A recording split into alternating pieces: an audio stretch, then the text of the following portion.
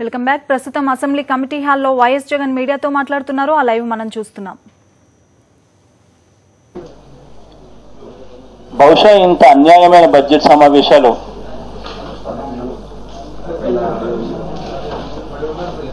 బహుశా దేశ చరిత్రలోనూ రాష్ట్ర చరిత్రలోనూ ఎప్పుడు జరిగి ఉండవేమో.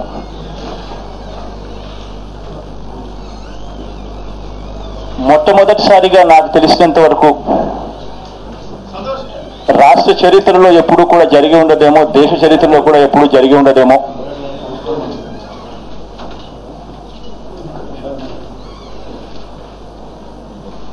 ఎప్పుడు కూడా జరిగి ఉండదేమో. ప్రతిపక్ష నాయకుడు ఒక విషయంలో లేచి నేను ప్రొటెస్ట్ తెలుపుతున్నాను, వాకౌట్ చేయబోతున్నాను,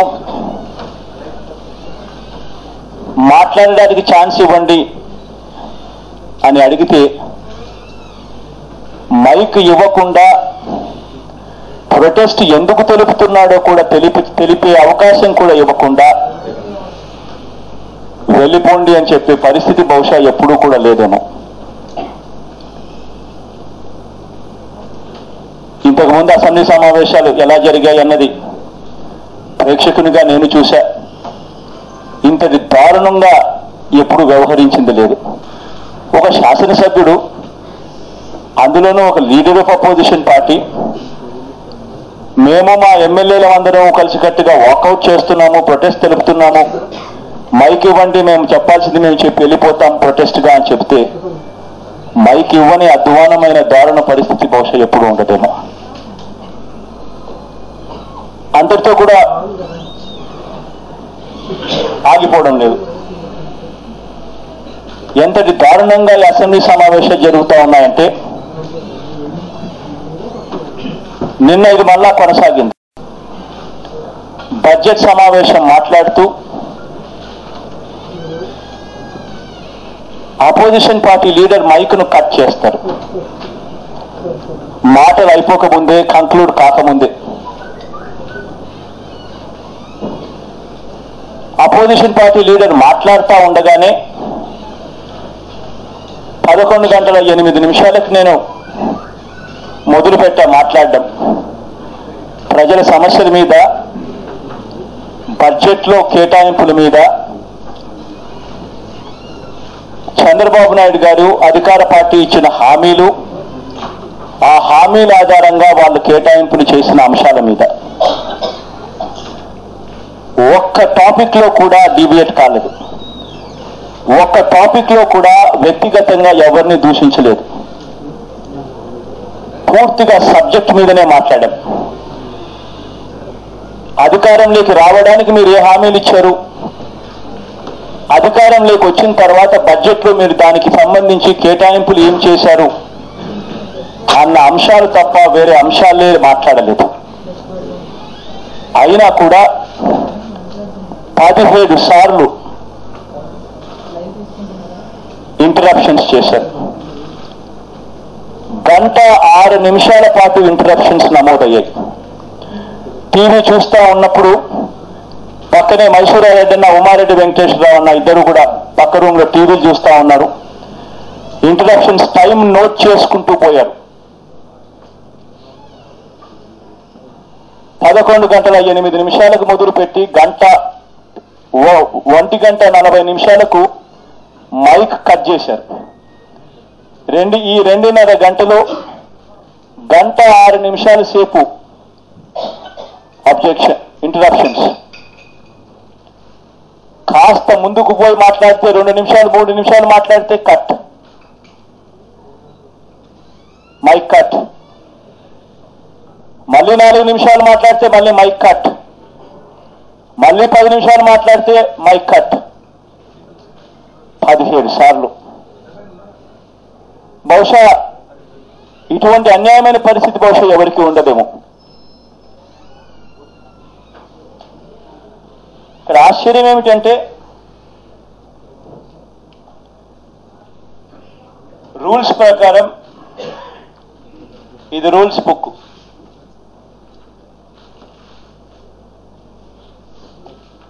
పేజ్ నెంబర్ 59.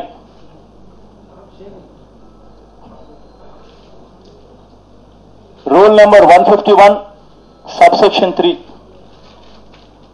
బడ్జెట్కి సంబంధించి చర్చా కార్యక్రమంలో 6 days shall be allotted for the general discussion of the budget and 8 days for the voting of demands for grants.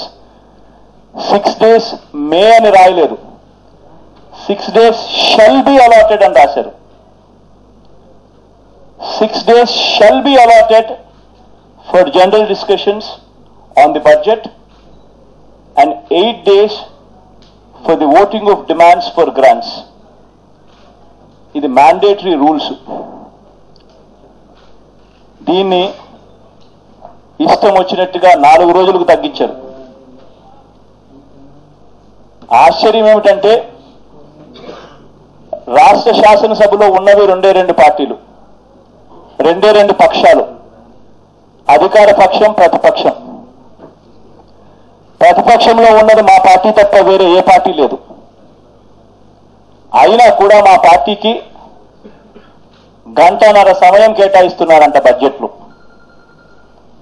అంటే బడ్జెట్ మొత్తం మీద 1.5 గంటల సమయం మీకు కేటాయిస్తున్నాం, చాలది మీకు అని చెప్తా ఉన్నారు. ప్రజల సమస్యల మీద సాక్షాత్తు బడ్జెట్ విషయంగా మాట్లాడేటప్పుడు, వాళ్ళ హామీలు, వాళ్ళ కేటాయింపులకు సంబంధించిన అంశాలు ఎత్తేటప్పుడు 1.5 గంటనే మీకు ఇచ్చేది చాలు అని అంటున్నారు. ఇది నిజంగా చాలునా కాదా అన్నది నిజంగా ప్రజలను అడగాలి. ప్రజలు చూస్తా ఉన్నారు. ఇవాళ కంక్లూడ్ చేయడానికి నిన్న మీరు మైక్ కట్ చేశారు. కంక్లూడ్ చేయడానికి నాకు 20-30 నిమిషాల సేపు టైం పడుతుంది, ఆ 20-30 నిమిషాల సేపు అన్న టైం ఇవ్వండి అని అడిగితే అది కూడా ఇవ్వలేదు. ఇవ్వకపోగా అధికార పక్షం వాళ్లకు మైక్ ఇచ్చారు. ఇక నాకు ఆశ్చర్యం అనిపిస్తా ఉంది. ప్రతిపక్షం అన్నది మాట్లాడకూడదు అని అంటున్నారు. మీకు వ్యతిరేకంగా ఏ ఒక్కరూ కూడా మీరు కేటాయింపులు చేసిన దాని మీద మాట్లాడకూడదు అని అంటున్నారు. అధికార పక్షానికే మీరు మైకులు ఇస్తారు, మీ వాళ్ళకే మీరే మైకులు ఇస్తారు. మీ గురించి గొప్పగా పొగిడించుకుంటారు. రాజశేఖర రెడ్డి గారిని తిడతారు. అసలు రాజశేఖర రెడ్డి గారు ముఖ్యమంత్రి, చంద్రబాబు నాయుడు గారు ముఖ్యమంత్రి, ఒక్క నిమిషం ఎవరికి అర్థం కాని పరిస్థితిలోకి వెళ్ళిపోయామంతా. రాజశేఖర రెడ్డి గారు చనిపోయి దాదాపుగా 5-6 సంవత్సరాలు అవుతా ఉంది. రాజశేఖర రెడ్డి గారు ముఖ్యమంత్రి, చంద్రబాబు నాయుడు గారు ముఖ్యమంత్రి కూడా అర్థం కాని పరిస్థితిలో ఈ వ్యవస్థలను నడుపుతా ఉన్నారు. ఇవాళ కూడా ఎంతటి దారుణంగా ఈ అసెంబ్లీ ప్రొసీజర్స్ నడుపుతా ఉన్నారంటే, టీవీలు చూసేటప్పుడు టీవీలలో వాళ్ళకు వ్యతిరేకంగా కాస్త బాగా మాట్లాడే పరిస్థితి వచ్చినప్పుడు వెంటనే మైక్ కట్ అయిపోతుంది. కట్ అయిపోతూనే టీవీ డైరెక్షన్ అధికార పార్టీ సభ్యుల మీదకి వెళ్ళిపోతుంది. వాళ్ళు తిట్టేదే చూపిస్తారు మళ్ళీ, కానీ ప్రతిపక్షం మీద వాటికి టీవీ చూపించదు. కారణం, ఎక్స్క్లూజివ్గా టీవీ రైట్స్ ఏబిఎన్కి ఇచ్చారు, ఆంధ్రజ్యోతికి ఇచ్చారు. ఇక టీవీలలో కూడా వాళ్ళు చూపించాల్సిందే చూపించాలి, వాళ్ళు చెప్పాలనుకునేది మాత్రమే చెప్పాలి. ప్రతిపక్షం గొంతు అన్నది ఎక్కడ కనిపించకూడదు, వినిపించకూడదు అన్న ఆలోచనతో పోతా ఉంటే ఇక డెమోక్రసీ ఉంటుందా అని నేను అడుగుతా ఉన్నా. టీవీలలో వాళ్ళు చేస్తా ఉన్న వాళ్ళకు క్వశ్చన్ ఇస్తారు, తెలుగుదేశం వాళ్ళకు క్వశ్చన్, దాని మీద క్వశ్చన్ మీద మా వాళ్ళు అడుగుతారు క్వశ్చన్స్, అడిగిన వెంటనే ఆయన రిప్లై ఇస్తారు మంత్రి గారు. ఆ రిప్లైస్ లో రాజశేఖర రెడ్డి గారిని తిట్టడం మొదలు పెడతారు. మీరేం చేస్తారో చెప్పండి అయ్యా, మీ కేటాయింపులు ఎలా ఉన్నాయని చెప్పి అడిగితే రాజశేఖర రెడ్డి గారి దగ్గరికి వెళ్ళిపోతారు. ఇలా రాజశేఖర రెడ్డి గారిని తిట్టడం ఏందయ్యా, అది కూడా తప్పుడు తిట్లే, అది కూడా అబద్ధాలు చెప్తా ఉన్నావు అని మళ్ళీ మేము మైక్ అడిగితే క్లారిఫికేషన్ల కోసం మా వాళ్ళు మైక్ ఇవ్వరు. అంటే టీవీ రికార్డ్స్లో టీవీ చూసేటప్పుడు వాళ్ళు చెప్పే వర్షన్ మాత్రమే ప్రజలకు వినపడాలి. దాని తర్వాత నువ్వు తప్పు చెప్తున్నావు, క్లారిఫికేషన్ చేస్తున్నాం మేము, మాకు ఛాన్స్ ఇవ్వండి, అవకాశం ఇవ్వండి అని అంటే మైక్ మాకు ఇవ్వరు. మైకులు మాకు ఇవ్వరు కాబట్టి టీవీలు కూడా రావు. అన్యాయం చేస్తా ఉన్నారు అని చెప్పి ప్రొటెస్ట్ చేస్తే కనీసం శాసనసభలో ప్రొటెస్ట్ చేస్తా ఉన్నాము అన్నది కూడా టీవీలలో కనిపించదు. అధికార పక్షం పార్టీ వాళ్ళు మాత్రం మమ్మల్ని తిడుతూ ఉన్నది మాత్రం, అందులో రాజశేఖర రెడ్డి గారిని తిడుతూ ఉన్నది మాత్రం వినిపిస్తుంది, కనిపిస్తుంది బయట చూసే ప్రజలకు. ఇటువంటి దారుణంగా మేనేజ్ చేసి వ్యవస్థలను, డెమోక్రసీని కూనీ చేస్తూ శాసనసభను నడుపుతా ఉన్నారు అని అంటే నిజంగా సిగ్గుతో రాష్ట్రం మొత్తం తలంచుకుని తల దించుకునేలా ఉంది పరిస్థితి చూస్తే. ఒక రాంగ్ ప్రెసిడెంట్ సెట్ చేస్తా ఉన్నారు. అధికారంలో ఇవాళ వాళ్ళు ఉండొచ్చు, రేపు పొద్దున మేము వస్తాం. కానీ ఈ సంస్కృతి ఇదే రిపీట్ అయితే మాత్రం ప్రెసిడెంట్లు ఇదే మాదిరిగా ప్రెసిడెంట్ సెట్ చేస్తే మాత్రం రాబోయే తరాలకు మనం సమాధానం చెప్పుకోలేని పరిస్థితిలోకి పోతాం. ఇవాళ కూడా 2 శాసనసభ్యుని సస్పెండ్ చేశారు. మరో శాసనసభ్యుడి మీద ప్రివిలేజెస్ మోషన్ మూవ్ చేశారు. 3 మీద యాక్షన్ తీసుకుంటా ఉన్నారు. అసలు ఎందుకు వీళ్ళు ప్రొటెస్ట్ చేస్తా ఉన్నారు?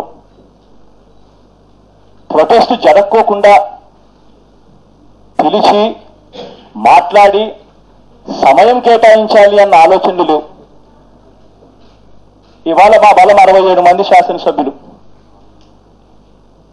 దాని ప్రకారం మాకు 40% టైం వాటాలో మాకు షేర్ ఉంది. 40% వాటా మాకు ఇస్తున్నారా అన్నది ఒక్కసారి ప్రశ్నించుకోవాలి. ఒకసారి శాసనసభ జరుగుతా ఉన్న తీరును చూస్తే ఎంతసేపు వాళ్ళు మనల్ని తిట్టారు, వాళ్ళు వైఎస్ఆర్ గారిని తిట్టారు అన్నది కనిపిస్తుంది తప్ప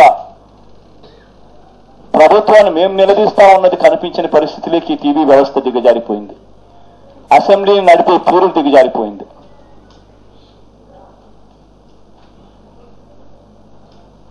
ఇదే మాదిరిగా కొనసాగితే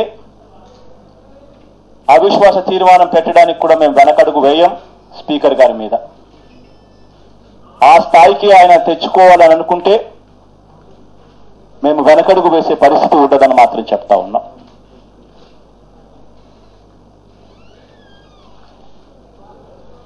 వెంటనే శాసనసభ్యులు ఎవరినైతే సస్పెండ్ చేశారో, ఎవరి మీద అయితే ప్రివిలేజెస్ మోషన్ మూవ్ చేశారో ఆ వెంటనే విత్డ్రా చేయాలని కూడా అడుగుతా ఉన్నాం. శాసనసభ నడపాలి అని అంటే ఉన్నది ఒకటే ప్రతిపక్షం, వేరే పార్టీలు లేరు. వాళ్ళ గొంతు ప్రజలు వినాలని చెప్పి అనుకుంటారు. అలా వినపడేట్టుగా ఫెసిలిటేట్ చేయడమే స్పీకర్ గారు చేయాల్సిన ధర్మం. అలా కాకుండా ప్రతిపక్షం గొంతును పూర్తిగా నొక్కేయాలని, వినపడకూడదు అన్న ఆలోచనలు చేస్తే మాత్రం ప్రజలు హర్షించరు. రాబోయే రోజుల్లో వీళ్ళు ఖచ్చితంగా బుద్ధి చెప్తారు అన్నది మాత్రం మర్చిపోకూడదు. ఎందుకంటే నిజమైన ప్రతిపక్షం ఎప్పుడైనా కూడా మేం కాదు, నిజమైన ప్రతిపక్షం ప్రజలు. ప్రజల తరపున మాట్లాడే వాళ్ళం మేము.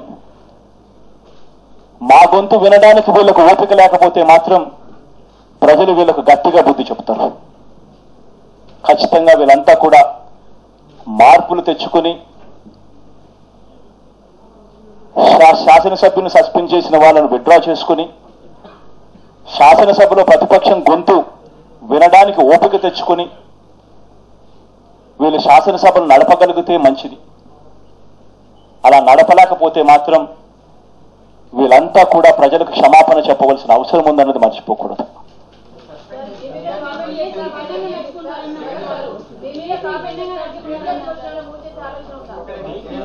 ఒక నిమిషం ఆ క్వశ్చన్కి ఆన్సర్ చేయండి. ఒక్క నిమిషం. మీరు చెప్పింది విన్నా తల్లి. బిఏసీలో మాట్లాడింది లేదు. జ్యోతుల్ నెహ్రూ గారి పేరు, అమర్నాథ్ రెడ్డి గారి విప్ గారి పేరు స్పీకర్ గారు చెప్పారు. అక్కడ కూడా అబద్ధాలే. ఒకసారి జ్యోతుల్ నెహ్రూ అన్నకి నేను మైక్ ఇస్తాను. ఏ రకంగా అబద్ధాలు జరుగుతూ ఉన్నాయంటే, మీరంతా టీవీలు చూశారు నిన్నంతా. 1:06 పాటు ఇంటరప్షన్స్ జరిగాయి అన్నది మైసూరారెడ్డి అన్న, ఉమారెడ్డి వెంకటేశ్వర అన్న ఇద్దరు టీవీ చూస్తూ రాసుకుంటూ పోయారు. కానీ వాళ్ళు ఇచ్చిన నోట్ చూస్తే 21 నిమిషాలు మాత్రమే ఇంటరప్షన్స్ అంట. ఎక్కడికి అన్యాయం మీద అబద్ధాలు? మీరే టీవీలు చూశారు, మీరే టెలికాస్ట్ చేశారు, మీకే తెలిసిన విషయాలే. 21 నిమిషమేనా నిన్న వాళ్ళు అబ్జెక్షన్స్ చేసింది?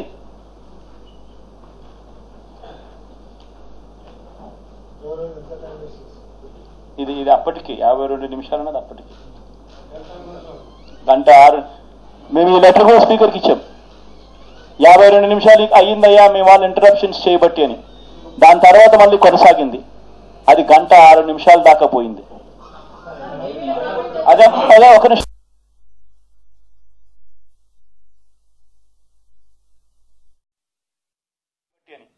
దాని తర్వాత మళ్ళీ కొనసాగింది. అది 1:06 దాకా పోయింది. అదే ఒక నిమిషం. అదే మాదిరిగా టాపిక్ వచ్చేసరికి జ్యోతుల్ నెహ్రూ అన్న నిన్న స్పీకర్ గారిని మీరు గమనించుంటే నా బడ్జెట్ సమావేశాలు జరిగేటప్పుడు ఆయనే ఫ్లోర్ మీద 2.5 గంటలు అన్నాడు.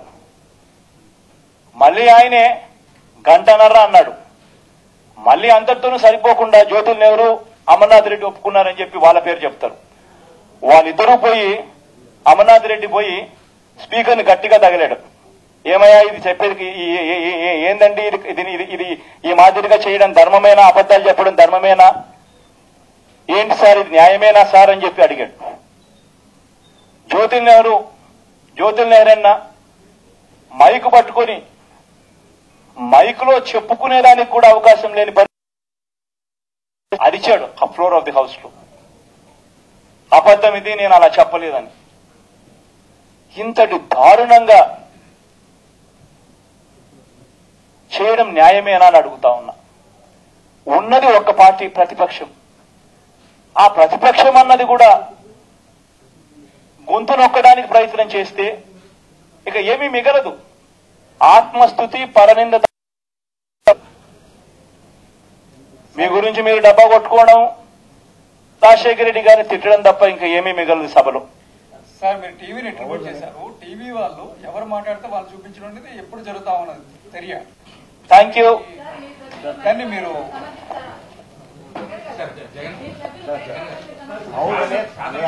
లాస్ట్ 2 క్వశ్చన్స్ సార్, శాసనసభలు సజావుగా నడపడంలో జగన్ గారు శాసనసభలు సజావుగా జరపడంలో అధికారం పక్షం పాత్ర ఎంత ఉందో ప్రతిపక్ష పాత్ర కూడా అంతే ఉంది. మీ వైపుగా మీరు ఎటువంటి చర్య ముందుకు పోవాలని చెప్పి చూస్తున్నారు? అంటే మా వైపు నుంచి చర్చ జరగాలనే ఉద్దేశంతోనే ప్రొటెస్ట్ తెలుపుతూ కూడా సభలకు వెళ్ళాం. సభకు వెళ్లి మైకు ఆయన ఎప్పుడూ బహుశా ఏ అపోజిషన్ పార్టీ లీడర్ కూడా బహుశా ఇట్లా మాట్లాడుతూ ఉండగా మైక్ కట్ చేసిన సందర్భాలు బహుశా ఉండవేమో. అయినా కూడా దాన్ని దిగమింగుకొని వాటిని దిగమింగుకొని కోఆపరేట్ చేయడానికి సిద్ధంగా వాళ్ళతో పాటు 4 అడుగులు ముందుకు వేసే మీడియా ద్వారా వాళ్ళకి ఇప్పటికైనా కూడా చేస్తా ఉన్నది తప్పు, మార్చుకోండి మీ వైఖరిని కూడా చెప్తా ఉన్నాం. జగన్ గారు